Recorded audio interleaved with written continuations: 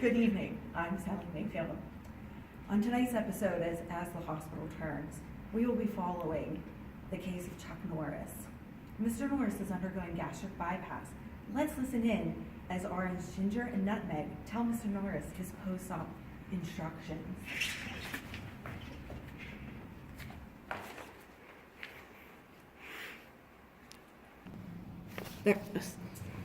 Hi, Mr. Norris. I'm Nurse Ginger, and we're here to talk about your surgery. Nurse Nutmeg and I are here to talk about your surgery. If you have any questions, feel free to stop us and we'll answer them. Okay, I will do my best to follow the instruction and listen to you lovely ladies. These are very important to follow to prevent any further complications. You'll need to get up and walk the night of your surgery and make sure you wear your SCDs all the time. And don't forget, you'll need to use your intensive spirometry, and we'll teach you some deep breathing exercises. Do you have any questions? Nope, let's get this party started. Ready? Little Dick, you want to grow, but you're so sick. Thanks to smoking, plaque builds up, meaning you can't get it up.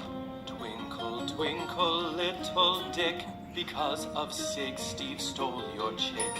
Twinkle, twinkle, droopy Dick, you used to get up really quick, but arteries clog when you smoke, which makes your dick be kinda broke. Twinkle, twinkle, droopy Dick, thanks to... Welcome back. We are now going to revisit Nurse Ginger and Nutmeg, as they now have Mr. Norris on the unit. Mr. Norris, how do you feel? I feel like I got hit by a truck. My stomach hurts so bad. Can I get some pain meds? Yeah, we will give you some, and we'll be getting you up and walking in the hallway. Okay, Mr. Norris, let's get you up and get moving. No, I do not feel up to it. Go away. Mr. Norris, you need to get up. We went over this in pre-op. I don't care. Leave me alone. And I am not going to wear those things on my legs that are making me sweat. Get out of my room now.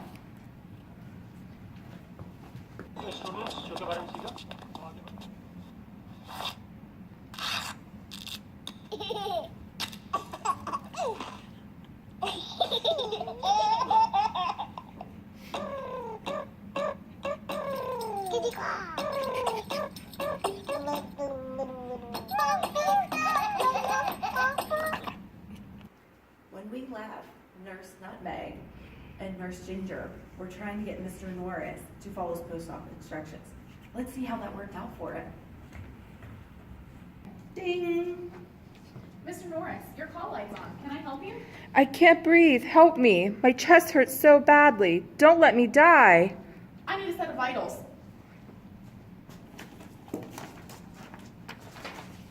Let me listen to your lungs.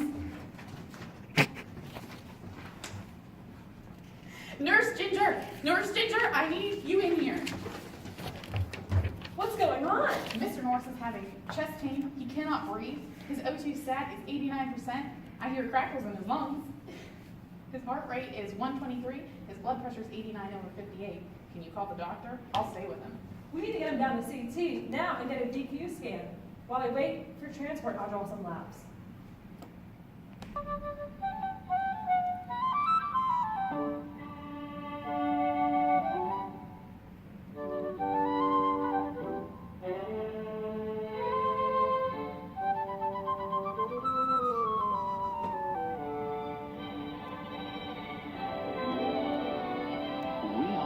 Special lift you get this holiday season lasts all year long. Happy holidays from me. Once again, we return to see what happens with Mr. Norris. For those of you just joining us, Nurse Nutmeg and Nurse Ginger are working on Mr. Norris, who is having post-surgery complications. Let's see if they save his life. Well, Mr. Norris, you have developed a PE, a pulmonary embolism. You developed this because you had a DVT that broke off and traveled to your lungs. Luckily for you, we caught it in time and you do not need to be intubated. We're going to start you on a heparin drip, and this is going to be a continuous drip, and it will prevent the clot from becoming any larger. We will be drawing blood from you every 4 hours just to make sure that the drip is working and so we can adjust the dose accordingly. I'm going to need you to get up and get your weight so we can begin the drip. Okay, I will do whatever you need me to do now. Thank you for saving my life. Mr. Norris, we will need to send you for another CT scan and pause the drip. Your lab work is coming back, but the medication is working for dissolving the clot. Your clot is very small now. We're going to take you off the drip and begin you on an oral anticoagulant called Coumadin. You will still need to follow up with your doctor and get monthly blood draws. You better follow directions from now on. Welcome back. Like we do at the end of every episode, we're now going to sit down with the nurses and the patient to discuss what happened. Hello, Nurse Nutmeg, Nurse Ginger. How are you? Good. Thank you. You're for good. being here. She's good. He's good. Good. Thanks for having us. You're welcome. Can you please tell the viewers at home how you determined what was going on with Mr. Norris? Thank you. Well, after Mr. Norris put the call light on and started saying he felt like he was going to die and had very bad chest pain, I knew there was something life-threatening going on. So after I got his vitals and listened to his lungs, I called Nurse Ginger. When I entered the room and saw the patient too, I just knew something was very wrong. His vitals were off, he had a high heart rate and low blood pressure. When his blood work came back, he had an elevated D-dimer. And this was also an indication of a pulmonary embolism. The CT scan came back looking like we knew it was a PE.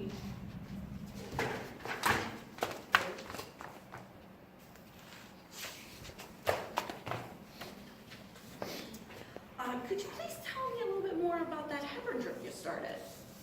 Yeah, sure. So it was a bag of medication that prevents the blood clot from becoming more enlarged.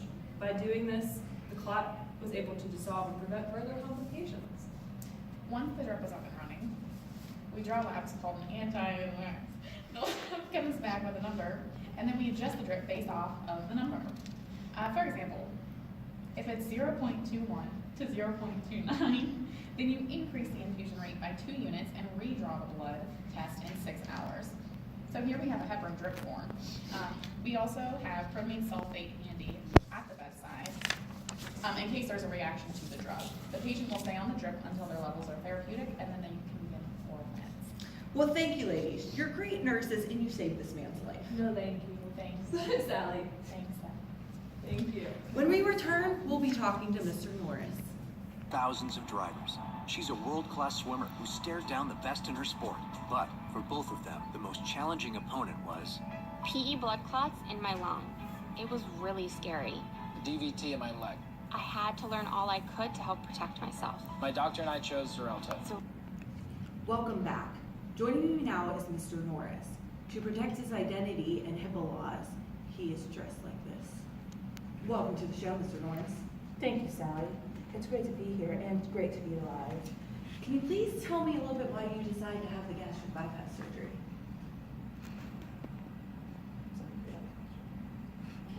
I decided to get the surgery because I was overweight and a smoker, so trying to work out was not happening. After having the surgery, I didn't listen to the nurses and chose not to get up and put on the SCDs. I know now I should have. When the PE started, how did you feel? My chest felt like an elephant was sitting on it, and I felt like I was suffocating. I couldn't catch my breath. While the nurses were helping me, I was so anxious and worried I was going to die.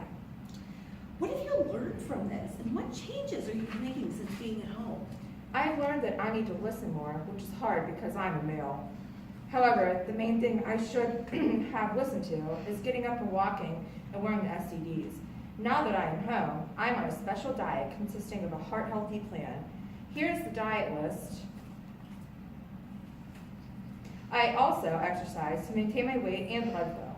I am now on Coumadin, which is a medication for blood clotting. With this med, I have to go get my blood drawn once a month and watch for signs for bleeding, like my gums and blood in my urine and stool. I also watch out for bruises and try not to walk into things.